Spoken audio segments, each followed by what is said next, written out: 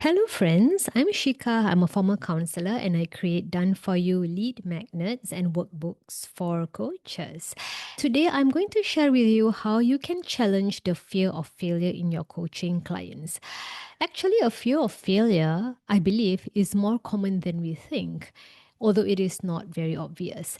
And many of us do not like to admit that we have a fear of failure or a fear of making mistakes.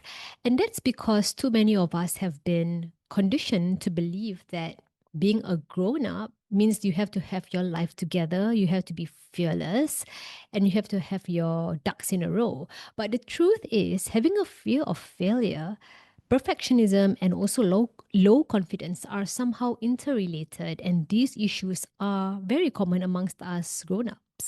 So, in this video or podcast episode, depending on where you're catching me from, I will share steps on how you can start to challenge the fear of failure in your coaching clients.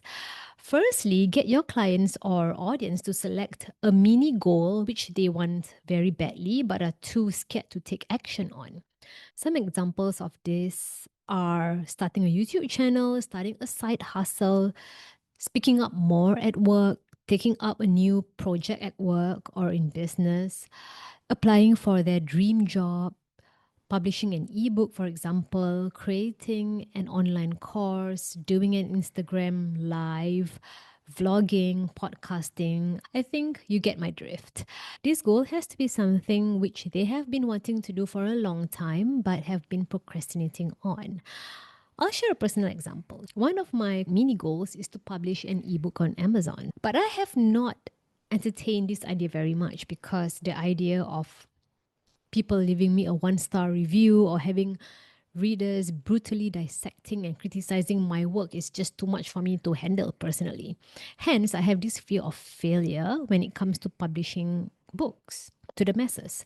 This is ironic because I write workbooks and masterclasses for coaches, and I get so many grateful emails from them very often, but I still have a fear of failing when it comes to putting my work out there. This is one example of how our fears can be totally irrational and our fears are not necessarily the truth.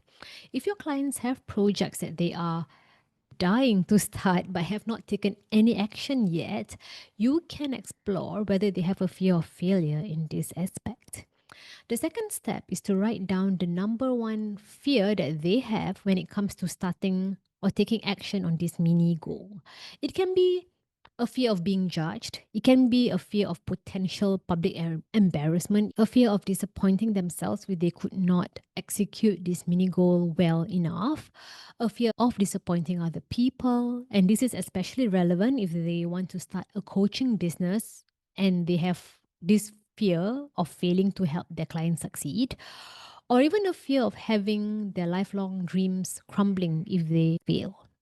All of these failures are unique and valid to them, and they are likely going to be very emotionally attached to this mini goal and associate mistakes with really big negative outcomes.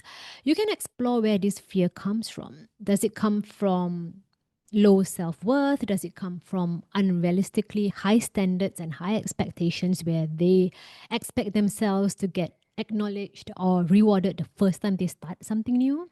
So in my own example, I have a fear of failure when it comes to publishing ebooks on Amazon, like I mentioned earlier. My number one specific fear is potential public embarrassment if my ebook flops. That's pretty specific. So I am terrified in case my readers find my books unhelpful or basic or flawed in any way. However, this is the negative scenario, which does not even exist. And I don't want to sound too delusional or too presumptuous, but positive outcomes and positive scenarios are also very equally possible. In fact, I may even get many fans for my future ebooks, especially if I write my ebooks with the sincere intention of helping people. If I were to explore my own fears, I know that they stem from my upbringing, and I was brought up to believe that my achievements and results were equivalent to my self worth. So that is why failure and mistakes, especially public failures, of course, are very terrifying for me personally. This is something I'm constantly working on. And being self employed helps me to relax my perfectionism so much. And that's because you practically cannot function as a business owner if you are a perfectionist, you know. It will practically cripple you and stop you from taking any form of action. I've always believed that one of the fastest ways for self growth or personal growth is self employment and parenthood. But I think that's another topic for another day. Now, before I move on to the next step, if you want a free challenge your fear of failure lead magnet to grow your email list, then make sure you click the link in my description box. I have a free 7-page activity which you can share with your audience to help them reduce their fear of failure. Again, just make sure to click the link in my description box to get it sent to your inbox. Now, with that out of the way, let's move on to the next step on how to challenge the fear of failure in your clients. The next step I have for you to challenge the fear of failure in your audience is to find evidence that their fears aren't true. This might sound counterintuitive at first. However, if we quote unquote force ourselves or our clients to find evidence to prove our fears right, we will realize that it is very hard to find concrete or convincing evidence to support our own made up fears. That is because the fearful, so called scary situation in our minds are completely made up and do not exist. So, this step can jolt them into realizing how irrational their thoughts or their fears can be. As an example, for myself, if I have this fear of potential public embarrassment if my ebook flops on Amazon, it's very difficult for me to find evidence to support this fear. So if I force myself to come up with evidence, I will probably write something like this. I don't have any evidence that my fears are true because this failure has not happened. However, I have observed that people can be truly critical of creators online. I only have to surf forums like Reddit, certain Facebook groups, and even read reviews on Amazon to see how critical people can be of writers and to any creator who puts their work out there. So my fear of potential public embarrassment is valid. That's probably what I will write for this exercise or for this step. So this can be very powerful because it gives someone the realization that their fears are probably not as scary as they imagine them to be. In fact, I feel almost silly writing my fear down because my fear seems rather small in comparison with my bigger purpose for writing an ebook in the first place. So, this step can also make your clients realize that their purpose of wanting to pursue that mini goal is more important than their fears of embarrassment or fears of failure. So, the next step I have to help you challenge the fear of failure in your clients is to find evidence that their fear is not true. This is the opposite of the previous step.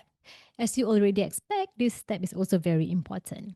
I call this step the positive feel good step because the purpose is to motivate them, hype them up, and to remind them of their strengths. This is where your clients will have to think of their past achievements, which are related to their mini goal. Recall some testimonials or words of encouragement and affirmation they have received in the past, or remind themselves of their true, genuine intention for wanting that mini goal in the first place. Using my own personal example, I will likely write this. My fear of potential public embarrassment if my ebook flops may not be true because there are many beginner writers out there who have received praise and testimonials for their first book or first few books. I myself have received probably hundreds of testimonials for my done for you materials for coaches. Also, I have noticed that most people are generally kind and appreciative. And I have also underestimated my abilities many, many times in the past. So my fear right now can be a reflection of me underestimating myself again. At the same time, I don't have to label myself as a failure if my book does not do as well as I hope. As long as I write with the intention to help, and there are people who find my book helpful, I can consider my book to be the result of good, solid effort on my part. That's quite a mouthful there. But as you can see from my example here, your clients may need to shift their definition of failure to reduce their fears around failures, flops, and mistakes. You can continue this 4-step exercise until your clients have broken down and assessed the 3 different fears they have regarding the same mini goal. So, to make this clearer, you can download the Challenge the Fear of Failure coaching tool in the description box. You can use it as a lead magnet to grow your email list. You can use it during your coaching sessions as well as to create content for your coaching business. So now, if you are someone who's convinced that you want to coach your clients to overcome their fear of failure, you can check out my Done For You Fear of Failure Masterclass. You can launch your own masterclass ASAP because I have done 90 slides for you. I've done the workbook for you and I've also written the script for you already. So just click the link in the description box if you want to launch a masterclass today and sell it on your website to make some evergreen income. All right, thanks for watching this video and thanks for listening to this podcast episode. See you in my next one.